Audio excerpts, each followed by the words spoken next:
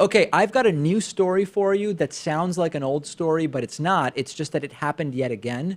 We have new all-time hottest temperature records that were set all over the northern hemisphere over the last week.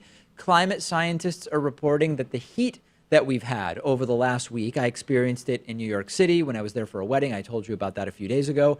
This is part of many northern hemisphere all-time high temperatures for this time in the year. It's not just the United States. In the US, we had all sorts of highs. Denver hit an all-time high on June 28th for June 28th, but it also includes Oman. It includes Northern Ireland. It includes Georgia, the Republic of Georgia, not the state, the US state of Georgia, Armenia, all over the world.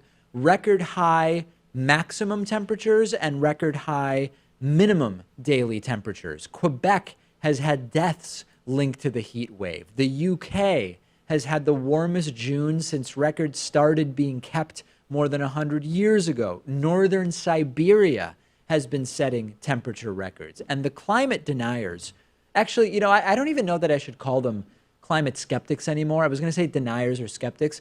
They're really just deniers. They will say, this is cyclical.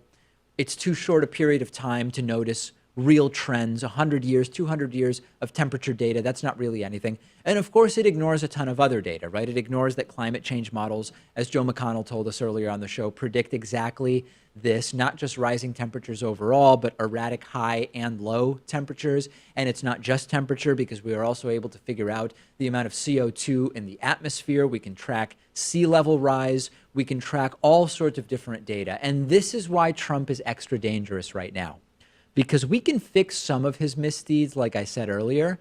We need on this issue a president who wants to double down on science and double down on engineering and climatology, not someone who wants to get us out of the Paris climate deal and double down on conspiracy theories and self-aggrandizement. And I want to remind you, I think we should remind ourselves of this tweet every time we talk about this issue. Trump tweeted once, quote, "The concept of global warming was created by and for the Chinese in order to make American manufacturing non-competitive." This matters. Wanting to revive the coal industry when this is going on matters. And I wonder, how much longer will I be reporting to you even more record high temperatures and record low temperatures and melting land ice? How much longer will I and many others be reporting this stuff until we actually take action? Because it's been years and years, and the window to act is getting smaller and smaller. And I spoke to somebody over the weekend. It was actually kind of depressing, Pat. He was saying to me, I am an environmentalist. I really care about this. But he's thinking of changing his mentality altogether to just forget about the environmentalism and the activism, because he's realizing we are doing irreversible damage, and either we're going to find a way to live on other planets once we destroy this one, or we're not. And I can't do anything about it. This was the realization this person came to. It was incredibly fatalistic and depressing, but in some way, look at what's going on. We need to be acting now, and we are not. Yeah, a lot of the stuff we can't reverse. I mean, I guess if you want to remain a little bit optimistic, there are things like solar geoengineering we could look into, or maybe even terraforming another planet. I don't know, but I don't want to be too fatalist about it. But if the plan is we have to terraform planets, which would take a very, very long time, is it really going to make a difference? If you want to drive the SUV, do you just drive the SUV because no matter what, we're destroying it? I'm not advocating for this view. I'm telling you what someone I spoke to over the weekend at an extraordinarily warm outdoor event, by the way, was telling me. And that's not how I view issues. But he started to make some sense, not in terms of what I would like, but in terms of the pragmatic realities. Write to me and tell me why I'm wrong. Can we still undo the damage that we're doing? I am thrilled to tell you that today's episode is sponsored in part by Blinkist.com/Pakman. Blinkist is a really unique service for your phone, tablet, and web browser. And it is incredibly useful for people like me who love books and learning but are busy.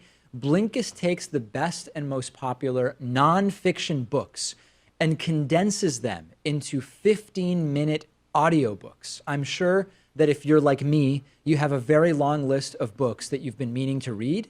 You only have so many hours in the day, and that's why Blinkist is so amazing. They take the most important information, the themes, the insights from each book, and they distill it into a 15-minute audiobook that you can listen to in one sitting. I've listened to a ton of books on Blinkist. Our audience can get a 7-day free trial by going to Blinkist.com/Pakman.